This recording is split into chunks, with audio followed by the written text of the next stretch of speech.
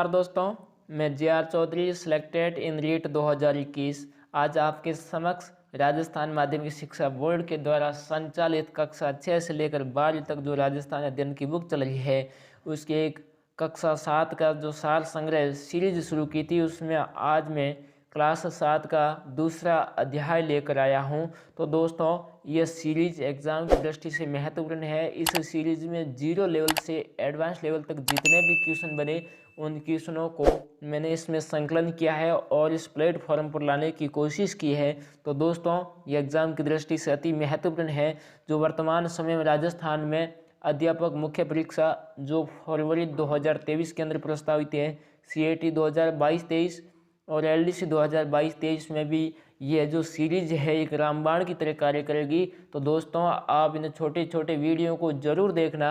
इसमें जो माध्यमिक शिक्षा बोर्ड की जो राजस्थान अध्ययन बुक चल रही है उसकी सार संग्रह सीरीज जितना भी इम्पोर्टेंट क्वेश्चन है उसको इसमें संकलित किया गया है। तो दोस्तों आज की क्लास शुरू करने से पूर्व आपके अपने इस J R. Chaudhary official YouTube channel को लाइक शेयर एंड सब्सक्राइब कर लीजिए और बेल आइकन को प्रेस कर लीजिए ताकि इस यूट्यूब चैनल पर आने वाले नए नए वीडियो को आपको इन्फॉर्मेशन मिलती रहे। तो चलिए दोस्तों आज अपना बिना टाइम लिए आपका शुरू करते हैं आज की क्लास। आज की क्लास के अंदर 7वीं क्लास का दूसरा अध्याय है खनिज एवं ऊर्जा संसाधन कि राजस्थान के अंदर कौन कौन से खनिज है और कौन कौन से ऊर्जा संसाधन है।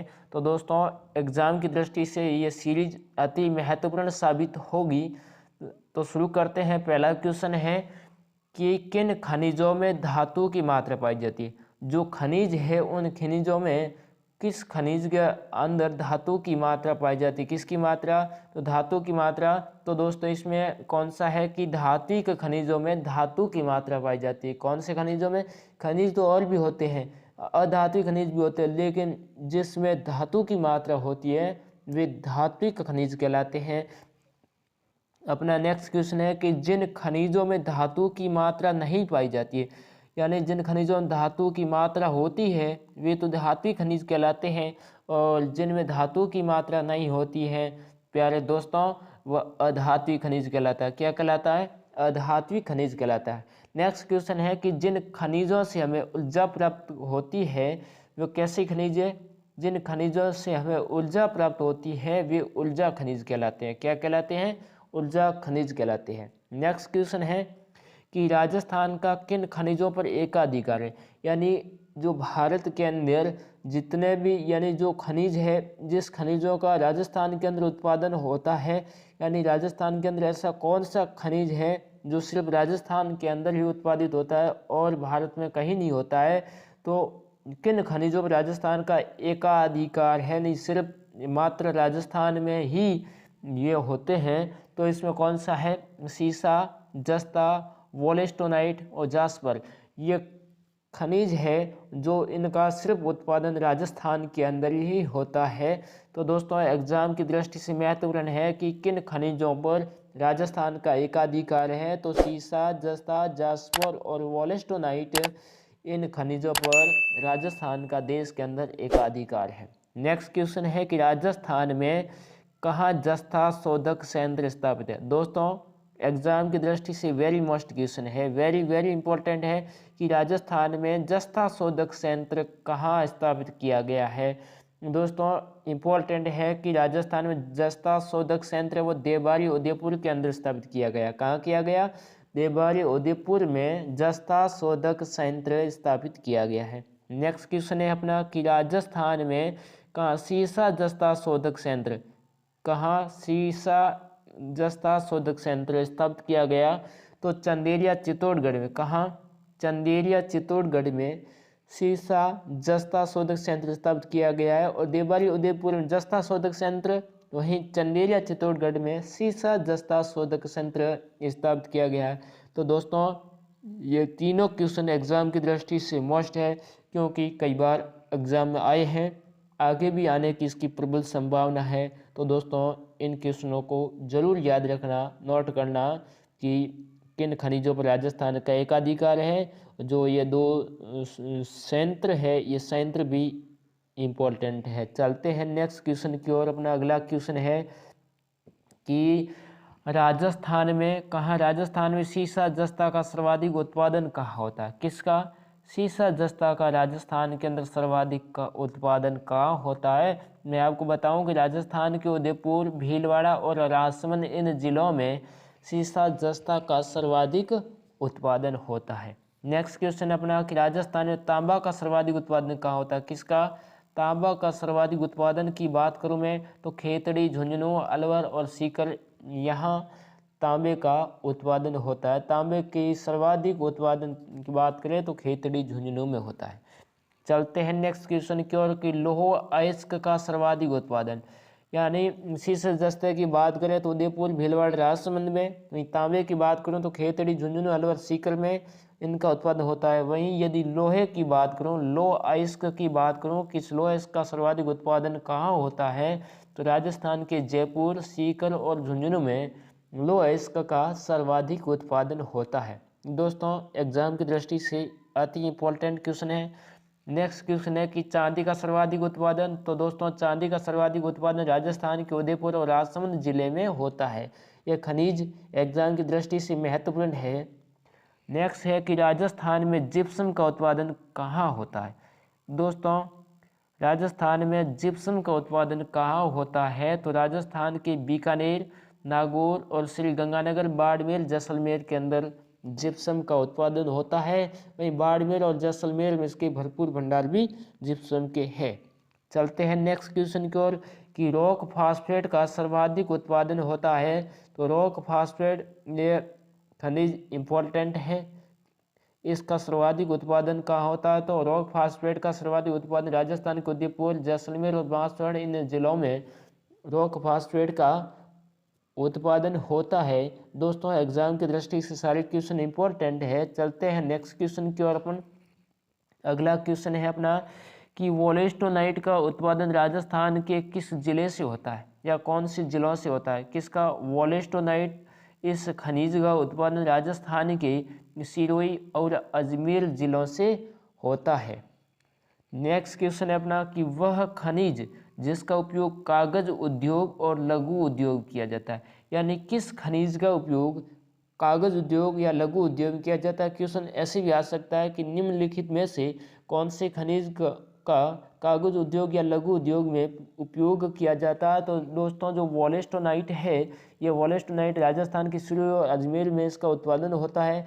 वो इसी का कागज उद्योग और लघु उद्योग के अंदर उपयोग किया जाता है। नेक्स्ट क्वेश्चन है कि वह खनिज जिसका उपयोग विद्युत उद्योग और सजावट के लिए किया जाता है, यानी किस खनिज का उपयोग विद्युत उद्योग और सजावट के लिए किया जाता है तो दोस्तों जो अभ्रक है, इस अभ्रक का उपयोग विद्युत उद्योग एवं सजावट के लिए किया जाता है। मैं आपको बता दूं कि अभ्रक नगरी राजस्थान के जो भीलवाड़ा है जिसे अभ्रक नगरी कहते हैं, और अभ्रक की ईंटें भी बनाई जाती है जो भार में बहुत हल्की होती है। नेक्स्ट क्वेश्चन है कि संगमरमर का सर्वाधिक उत्पादन होता है। यदि मैं बात करूं कि सबसे अच्छी किस्म का संगमरमर का है तो वो नागौर जिले के मकराना का है। और संगमरमर का सर्वाधिक उत्पादन बात करूं तो राजस्थान के राजसमंद जिले में संगमरमर का सर्वाधिक उत्पादन होता है।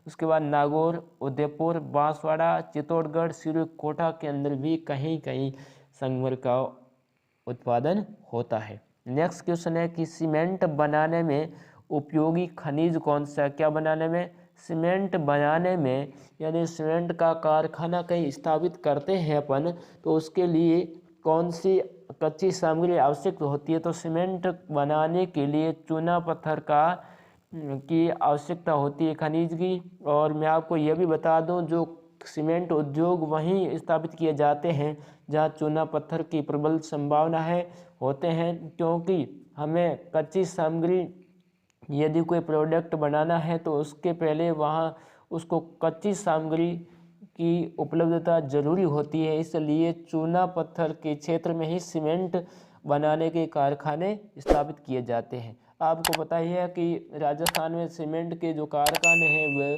दक्षिण पूर्वी राजस्थान में सर्वाधिक है। चलते हैं नेक्स्ट क्वेश्चन की ओर कि चूना पत्थर का सर्वाधिक उत्पादन होता है।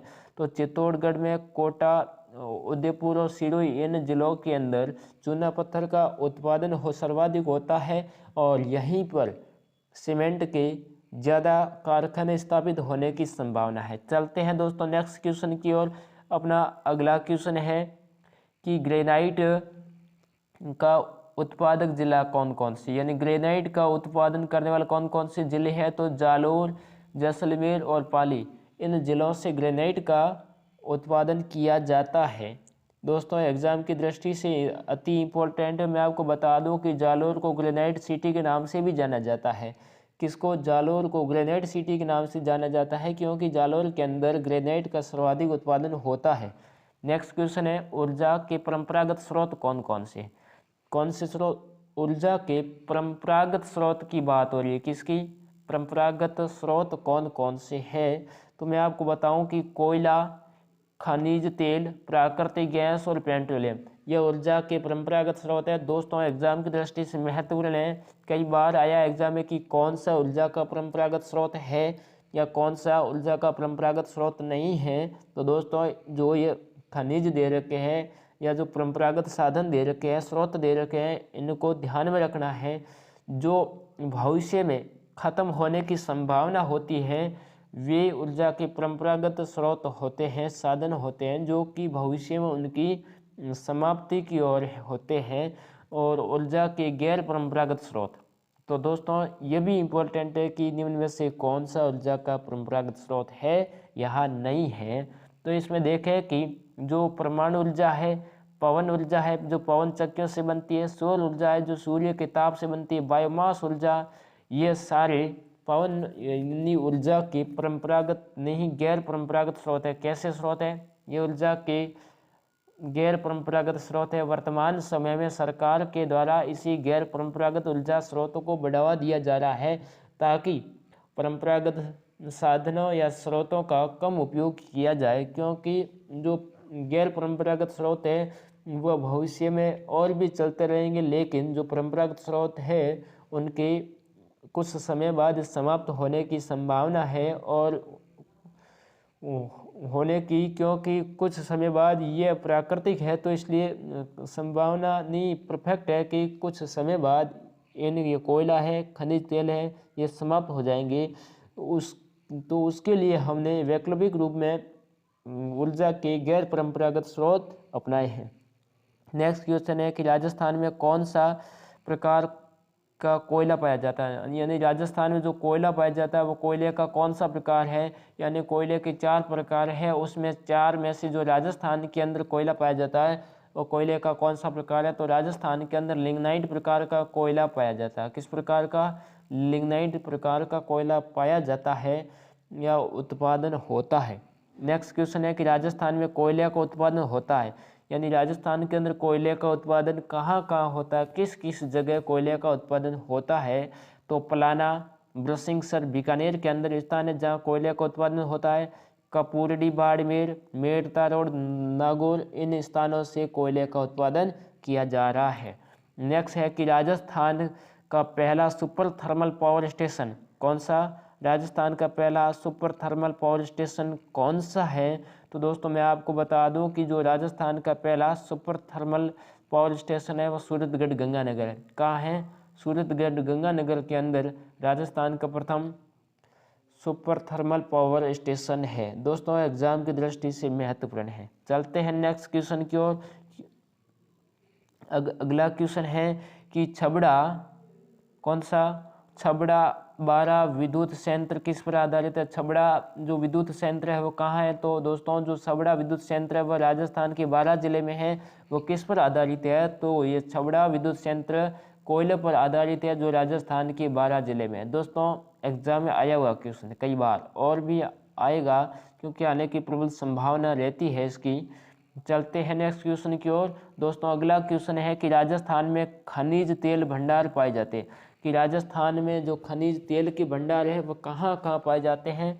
तो जैसलमेर, बाड़मेर, सांचौर बेसिन, बीकानेर, नागौर बेसिन, इन जगहों राजस्थान में तेल के भंडार प्राप्त हुए हैं प्रचुर मात्रा में।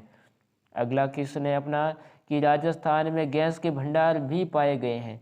राजस्थान में गैस के भंडार पाए गए हैं तो हमें कहाँ से गैस के भंडार मिले हैं? तो कमलीताल, घोटारू, तंदोट, मनियारी, टिब्बा, रामगढ़, ये जैसलमेर के अंदर है। और राजेश्वरी डंडेवाला, ये राजेश्वरी जो गैस का भंडार बाड़मेर के अंदर है, ये डांडेवाला भी जैसलमेर के अंदर है, जहाँ से गैस के भंडार हमें मिले हैं। नेक्स्ट क्वेश्चन है अपना कि राजस्थान के प्रमुख खनिज तेल क्षेत्र कौन कौन से? जो राजस्थान के अंदर जो खनिज तेल के क्षेत्र है वो कौन कौन से? तो सादेवाला, जैसलमेर, बागेवाला, बीकानेर, ऐश्वर्या और मंगला बाड़मेर। ऐश्वर्या और मंगला बाड़मेर ये क्या है? तो ये बाड़मेर के अंदर तेल के कुएं के नाम है मंगला, ऐश्वर्या। बाड़मेर के अंदर जो तेल के कुएं हैं उनके नाम हैं। दोस्तों एग्जाम की दृष्टि से महत्वपूर्ण है, इसे आप नोट करना। नेक्स्ट है कि जैसलमेर का रामगढ़ व बारा में अंतः विद्युत गृह किस पर आधारित है? जो जैसलमेर के रामगढ़ और बारा में जो अंतर विद्युत गृह स्थापित किए किस पर आधारित है? तो दोस्तों वो किस पर आधारित है? वो गैस पर आधारित है। मैं आपको बता दूं कि दोस्तों इस सीरीज में जितने भी क्वेश्चन है एग्जाम की दृष्टि से वेरी इंपॉर्टेंट क्वेश्चन है और एग्जाम में आने के लायक क्वेश्चन है, क्योंकि हमने इस राजस्थान अध्ययन की जो बुक चल रही है उसमें से जितने भी इम्पोर्टेंट क्वेश्चन बने उन इम्पोर्टेंट क्वेश्चनों को इस प्लेटफॉर्म पर लाने की कोशिश की है, ताकि आप एक कम समय में मोस्ट इम्पोर्टेंट क्वेश्चनों को देखकर एग्ज़ाम में और बेहतर कर सके और आप इन छोटे छोटे क्वेश्चनों के साथ आगे बढ़ते रहिए। चलते दोस्तों नेक्स्ट क्वेश्चन की ओर। अपना अगला क्वेश्चन है कि देश का प्रथम परमाणु ऊर्जा संयंत्र, क्या देश का प्रथम परमाणु ऊर्जा संयंत्र स्थित है? यानी देश के अंदर जो प्रथम परमाणु ऊर्जा संयंत्र स्थापित किया गया था वो कौन सा है और कहाँ किया गया? तो तारापुर महाराष्ट्र के अंदर। कहाँ? तारापुर महाराष्ट्र के अंदर देश का प्रथम परमाणु ऊर्जा संयंत्र स्थापित किया गया। और मैं दोस्तों बात करूं कि इस तारापुरा महाराष्ट्र में जो प्रथम परमाणु ऊर्जा संयंत्र स्थापित किया गया था, इसकी स्थापना कब की गई थी? तो दोस्तों 1969 के अंदर। कब? 1969 के अंदर इस तारापुरा महाराष्ट्र में देश के प्रथम परमाणु संयंत्र की स्थापना की गई थी। और वहीं अगला क्वेश्चन है कि राजस्थान स्थित देश का दूसरा परमाणु ऊर्जा संयंत्र कहाँ है स्थित है? और जो यदि देश का दूसरा परमाणु ऊर्जा संयंत्र है स्थापित तो वह राजस्थान के अंदर कहाँ स्थित है? दूसरा परमाणु ऊर्जा संयंत्र राजस्थान के अंदर है। रावतभाटा परमाणु ऊर्जा संयंत्र कहाँ है? रावतभाटा चित्तौड़ के अंदर देश का दूसरा परमाणु ऊर्जा संयंत्र स्थापित है। और मैं बात करूं कि जो रावतभाटा के अंदर परमाणु ऊर्जा संयंत्र है इसकी स्थापना की तो सन 1975 में। कब? सन 1975 में कनाडा के सहयोग से इस रावतभाटा परमाणु ऊर्जा संयंत्र की स्थापना की गई थी। तो दोस्तों इस सीरीज के अंदर जितने भी क्वेश्चन थे एग्जाम व्यू की दृष्टि से अति इम्पोर्टेंट थे। हमने जितने भी इम्पोर्टेंट क्वेश्चन बने या तो ये किसी एग्ज़ाम में आए हुए होंगे या हमें लगता है कि एग्ज़ाम की दृष्टि से महत्वपूर्ण है, उन क्वेश्चनों का ही इसमें संकलन किया गया है। तो दोस्तों आप एग्ज़ाम देने से पूर्व इस छोटे छोटे वीडियो को ज़रूर देखिए। जो अब फरवरी के अंदर रिट जो अध्यापक मुख्य परीक्षा है जो प्रस्तावित है, इस मुख्य पात्रता परीक्षा के अंदर जो मुख्य परीक्षा है, इस मुख्य परीक्षा के अंदर यह जो रिविजन पैक के रूप में अति इम्पोर्टेंट साबित होगा, क्योंकि आप अब जो लास्ट दिनों में अंतिम दिनों में आप पूरे मैटर को दोबारा नहीं पढ़ सकते, तो उसके लिए आप छोटे छोटे नोट्स को पढ़ो और बार बार रिवीजन करके आप चयन की दौड़ में शामिल हो सकते हो, अपना चयन सुनिश्चित करवा सकते हो। तो दोस्तों आज की क्लास में हम इतना ही। आगे कल हम इसी टाइम नए जोश, नए जुनून, नई ऊर्जा के साथ आपके समक्ष राजस्थान इस अध्ययन के और इम्पोर्टेंट क्वेश्चन बन रहे हैं वो लेकर आएंगे। तो दोस्तों कल तक हमें इसी टाइम तक इजाज़त दीजिए। Thank you.